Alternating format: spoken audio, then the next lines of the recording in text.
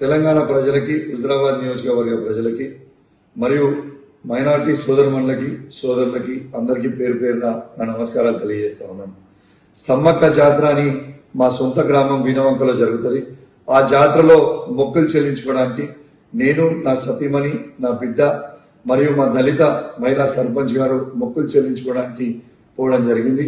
ఆడ మేము మొక్కులు చెల్లించుకున్న సందర్భంలో రేవంత్ రెడ్డి గారి ఆదేశాలతోని ఈడ ఉన్న మా జిల్లాలో ఉన్న సిపి గారు మరియు హుజరాబాద్ లో ఉన్న ఏసీపీ గారు, జమ్మికుంట రూరల్ సిఏ గారు ఏ విధంగా మమ్మల్ని అవమానపరిచిండ్రో, ఏ విధంగా గద్దెల మీద నుంచి ఈడ్చుకపోయారో మీ అందరూ కూడా చూసారు.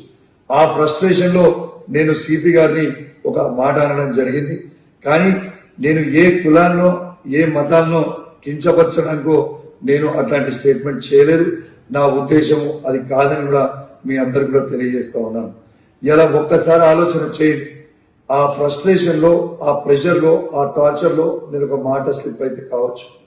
కానీ నేను వాళ్ళందరికీ కూడా దానివల్ల ఎవరికన్నా వాళ్ళ మనోభావాలు దెబ్బతినుంటే వాళ్ళని నేను పర్సనల్ గా అప్లై చేస్తూ సెలవు తీసుకుంటా ఉన్నాను. జై తెలంగాణ, జై కేసీఆర్.